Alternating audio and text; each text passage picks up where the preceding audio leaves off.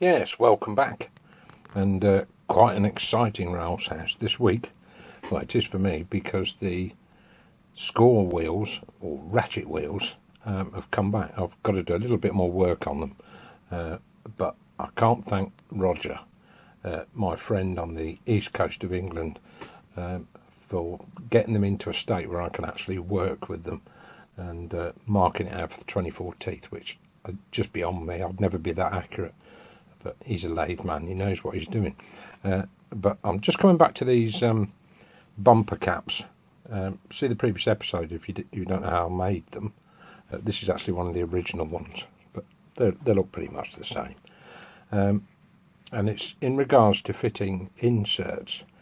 Now, if you try and set these inserts by eye, they're going to be miles out and you're going to have a very wobbly bumper cap. So what I recommend you do is put the insert on the end of a 632 UNC bolt. How many times have I said that? And use that once you drill the hole and set it so it's level with the surface, level or just fractionally proud, ideal. And use the bolt to make sure it's square. It also stops all the resin working its way up all the threads.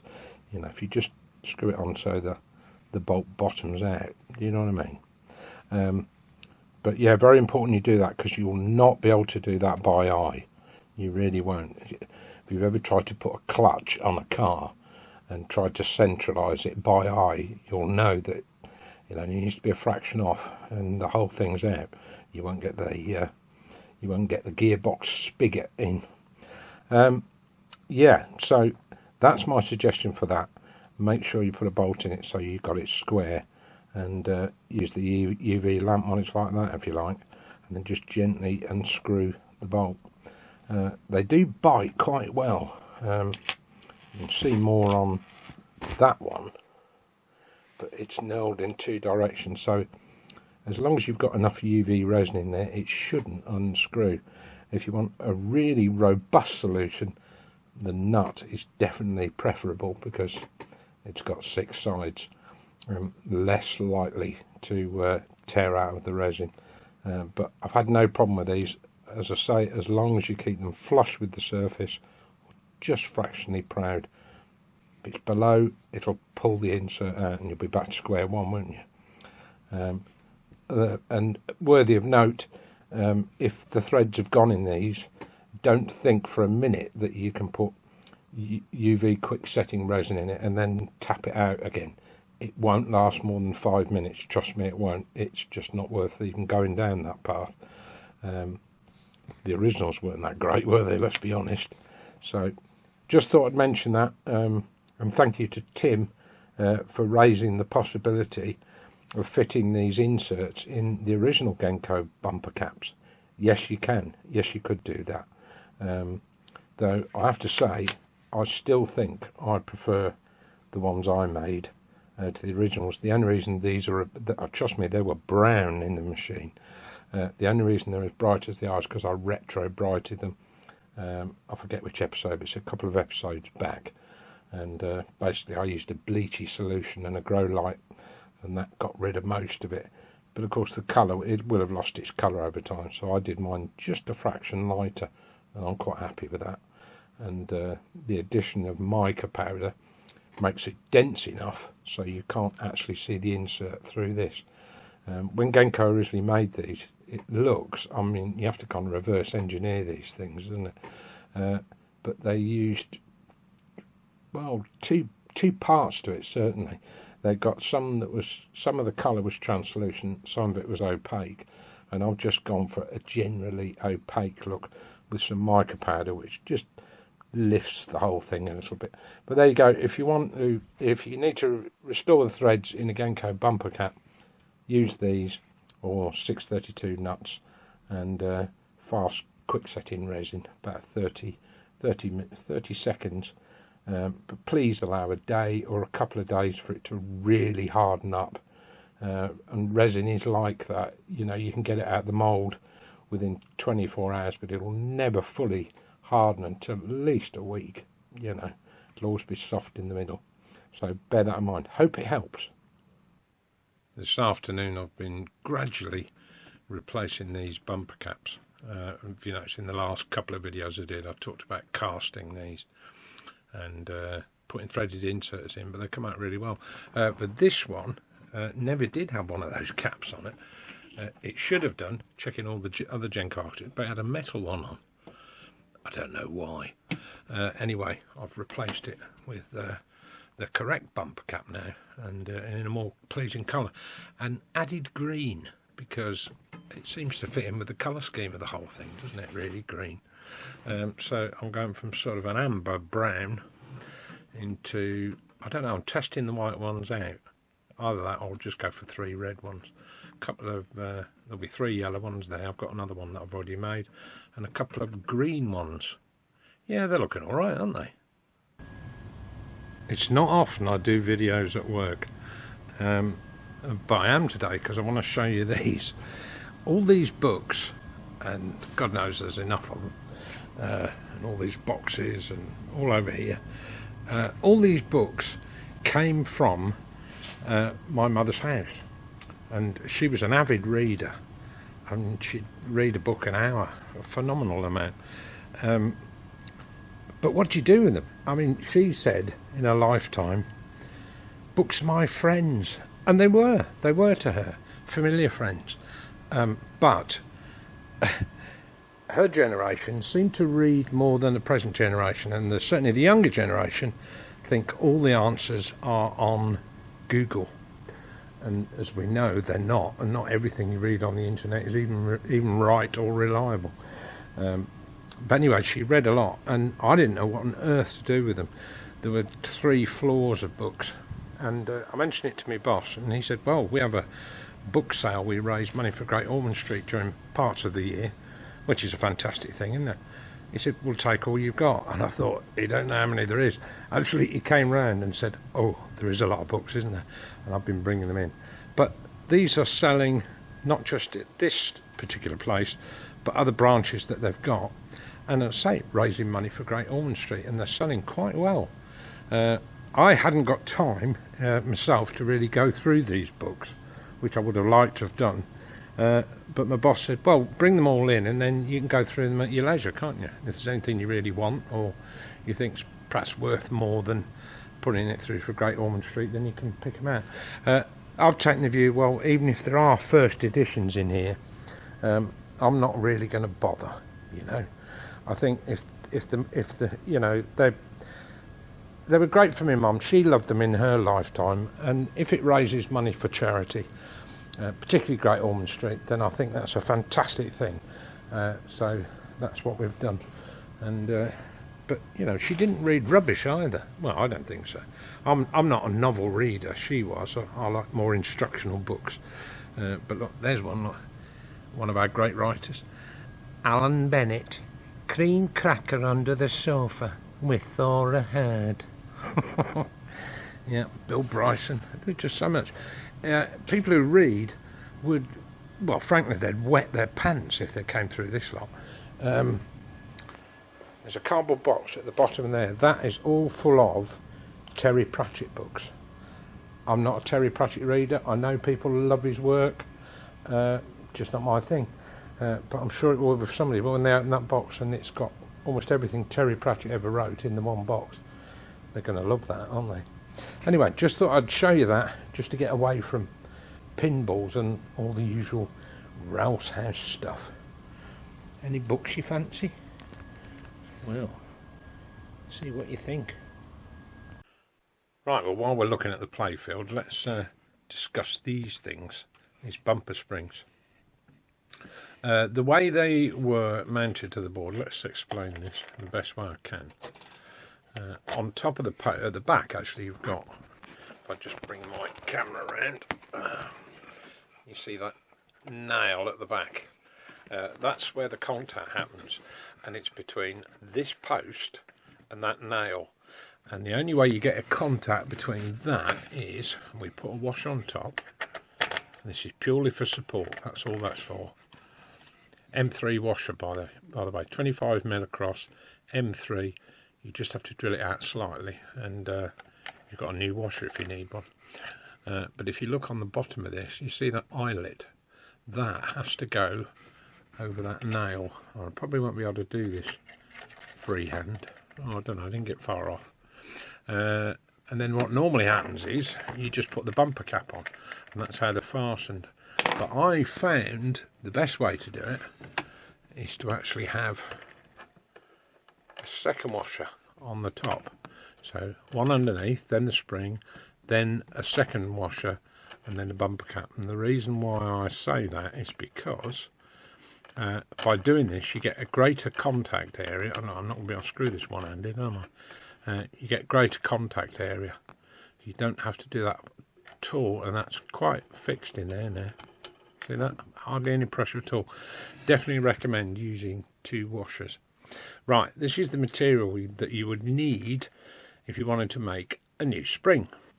Music wire, or piano wire, harpsichord wire, whatever you want to call it. You're looking for a gauge just over 1 mil. That's what I measured this springs at anyway. Which is, I'm not saying that these are better than anybody else, but anyway, Hugh Craig harpsichords, they do it on eBay. There's a few people that do. Global Wires, is that how they trade on them? Yeah, anyway, size 18. I've got a 4 metre length. I would imagine you would easily use half a metre on one spring. You go through a lot of it. And these springs are also, in places, soldered. Well, you can't use the sort of solder that you'd use for doing electrical components. You need silver solder with an acid flux, and about 650 degrees. So you want one of those big irons. I've got one about 100 watt, the sort of thing you do valve sets with. That'd be ideal. You'll certainly get enough temperature then. And you do need solder here and there, just so the whole thing's, you know, pretty sturdy. But that's what you need. You need 1 millimeter music wire. And if you want to learn how to make springs, there are plenty of videos on YouTube on how to make springs. You do need a former to be able to run the wire around. But if you watch those and you look at your original springs, you'll get some idea of how to put them together. I'm not going to be doing that today because I've got other things to do today. But I just thought I'd talk about those because quite often the most common question I get is, how have you managed to clean up those bumper coils? Well, simply enough, I use wet and dry. They're not chrome plated or anything else, those springs. They're just kept dry. And you know, if you want to keep them in good oil order, I guess you could just run a thin layer of oil over it or wax them, whatever, just to preserve them. But that's all that is. So if your spring's broken or missing, you could make another one using that. And as I say, to clean the original coils, a bit of wet and dry or even metal polish. Mine came up almost like new, but there are a couple that I think probably could do with replacing. So hence I've got some of this wire. And in a future video, we'll make one and see how that comes out. All right, anyway, moving on. Yes, a change of view. What you're looking at here is Coventry, where I live. This building here used to be the Coventry Evening Telegraph before all these newspapers were bought up, I think, by Rupert Murdoch. I don't know. But this is the skyline of Coventry as it is in 2023. A thriving metropolis. Well, it used to be. And we used to make bicycles and sewing machines and tanks and cars, and there were so many engineering shops. All gone. Now replaced with these pop-up tower blocks housing Chinese students, because that's where the money is now. And yeah, apologies, it's a bit grey. This window on the other side of this is a little bit on the dirty side, but it was a handy view. I thought, yes, take 5 minutes out and show people the city of Coventry.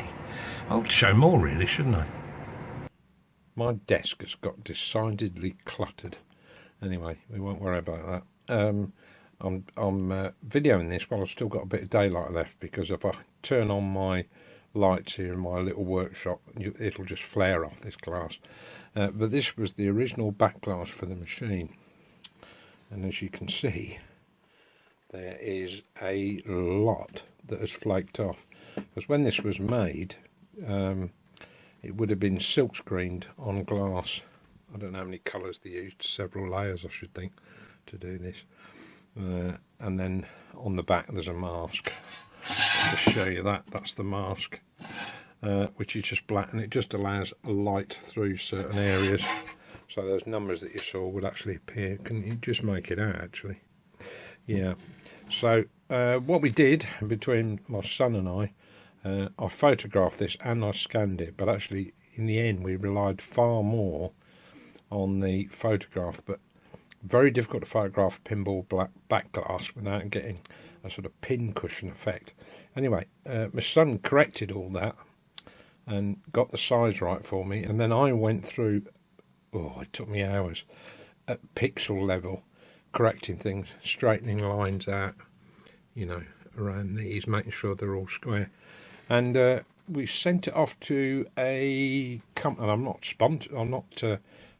not being sponsored by them, but they were quite helpful, called Superprint. And what they do is they put photographs behind acrylics. So if you send them a photograph, and they look very vibrant, but I didn't want it for that purpose. I wanted it really for the pinball. So here's the new one, and what a difference. That's just dirt on there. Right, yeah, you see with all the details put back. But I remember working so hard around these rocks and bits of grass. Repaired all these around the targets. There's quite a lot of information missing up here, which, you know, between the pair of us we managed to correct that. And what a difference with the scores, look how much different they are. And when this is backlit, well, obviously the whole thing would light up, but that's the idea of the mask. And I came up with a good solution for the mask, because it's not quite as easy as you think. I'm just grabbing it. It is good old-fashioned sticky back plastic, and I ordered about 1 metre of this, more than enough, you know, width the other way, on the off chance that it would act like a blackout. Anyway, I tried this up against a light, and sure enough it does. It blocks the light completely. So basically what I will have to do is put some tracing paper over the top of this and mark out on the tracing paper where the line should be cut. Then I shall transfer that to the black vinyl in reverse, obviously, because it's on the other side, and then I shall apply that to the back, and then the light will only come through the areas it's meant to, like these boxes. There's a section here that all lights up depending on what score you've got. Some of these characters in the foreground light up. But yeah, so this has been printed on the reverse of acrylic, and very important that you get a white backing, because I did order one a little while ago, and I ordered one in clear. Big mistake, because then of course I then had to find a way to back it, so I ordered it again. But all in all, I thought it came out alright. It was just over £40, I think, for this back glass. But you know, you obviously do need to get your artwork right. So if anybody else has got a Genco Archer with a very poor back glass, give me a nudge, because I've got the artwork for this. But you know, we're going really close. Actually, it looks really fabulous. I've actually improved, I think, on the original in a lot of cases. But yeah, it looks great. I brightened the grass up just slightly, and as luck would have it, it actually came out about the right hue, because of course these paints have faded over the years. And anywhere there was a red, because they seem to be quite common, I picked up the brightest one I could find on the original artwork as a sample, and then used that to fill all the others, so I'd got some kind of consistency with it. Likewise, carrying the same green into certain areas. Yep, so we've got the back glass. So all I've got to do for that is make up the mask. Anyway, that's enough for this week. And we'll see how we get on in the next rail house. I'm not sure how soon that's going to be, because I'm still trying to clear my mother's house, my mother and stepfather's, after they died last year. It takes forever and a day to empty a house, If you've ever had to done it, you do it, you know. In fact, I'll wind up this video with a few shots inside my stepfather's workshop. Some of the machinery has already gone, but it'll give you an idea of the scale of the task that my sister-in-law and I have had trying to clear that house. And every single day for the last few weeks, in the morning, tip run, fill the car, tip run, and just keep going. It's a difficult job. Anyway, that's enough on the back glass.